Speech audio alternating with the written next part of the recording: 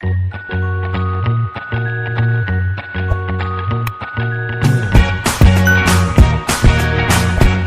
Welcome to Unite classes. तो अब हम देखेंगे फॉर्मेट ऑफ ट्रायल बैलेंस, मतलब ट्रायल बैलेंस कैसे बनाओगे आप। तो सबसे पहला हम करते हैं जनरल एंट्री। जनरल एंट्री के बाद हम क्या करेंगे, लेजर अकाउंट। लेजर अकाउंट के बाद हम बनाएंगे financial statement. But financial statement बनाने से पहले हमको ट्रायल बैलेंस बनाना पड़ेगा। ट्रायल बैलेंस क्यों बनाना पड़ेगा? क्योंकि हमको सब बैलेंस एक जगह पे चाहिए। अगर ट्रायल बैलेंस नहीं होता तो हमको क्या करना पड़ता, सभी अकाउंट अलग से क्या करना पड़ता, देखना पड़ता। कब? जब हमको फाइनेंशियल स्टेटमेंट बनाना होगा तब। इसलिए हम क्या करेंगे, ट्रायल बैलेंस बनाएंगे जिसमें सभी अकाउंट के बैलेंस लिखे होंगे। तो फॉर एग्जांपल मैं आपको बता रहा हूं। तो सबसे पहला फॉर्मेट देख लीजिए। फॉर्मेट आप टी फॉर्मेट भी बना सकते हो, सॉरी आप क्या कर सकते हो, ऐसे भी 2 कॉलम भी बना सकते हो, जैसे पर्टिकुलर अमाउंट, और डायरेक्ट आप पर्टिकुलर डेबिट एंड क्रेडिट। तो ये फॉर्मेट भी आप यूज कर सकते हो और ये फॉर्मेट भी यूज कर सकते हो। अब आपको जो अच्छी लगे वो आप दोनों में से यूज कर सकते हो।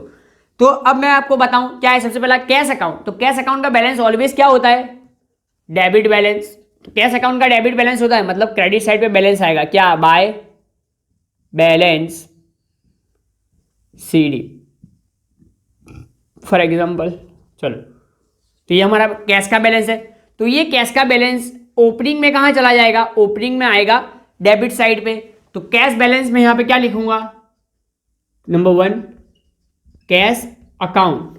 कौन सा बैलेंस है ये, क्रेडिट साइड पे निकला है, मतलब डेबिट बैलेंस है, तो डेबिट बैलेंस।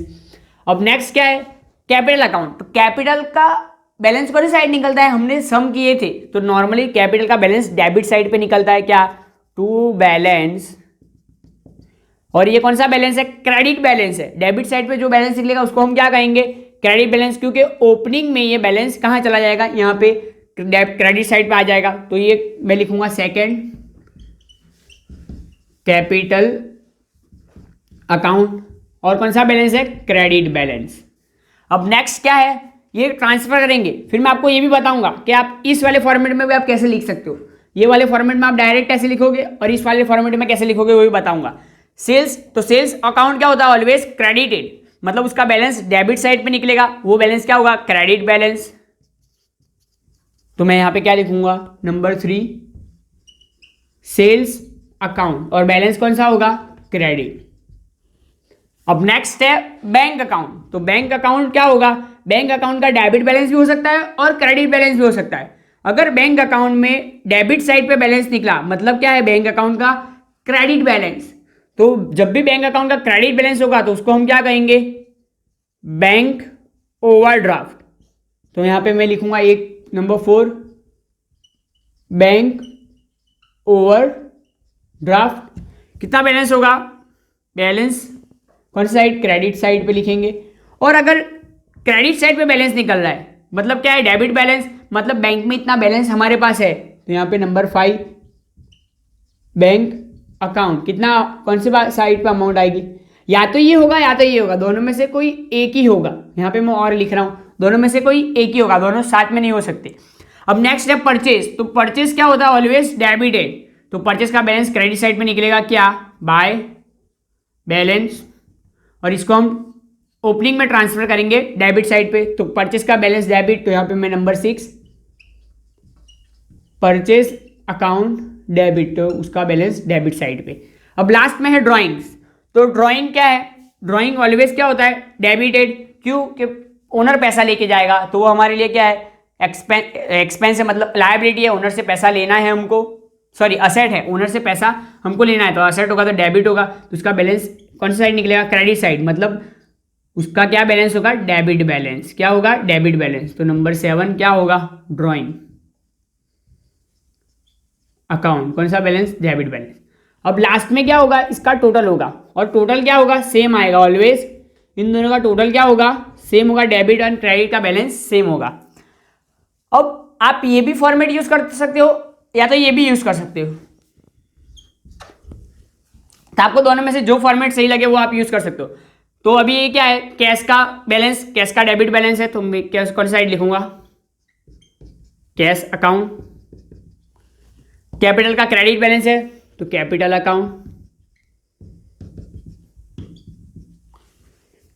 सेल्स का कौन सा बैलेंस है, सेल्स का क्रेडिट बैलेंस है, तो सेल्स अकाउंट।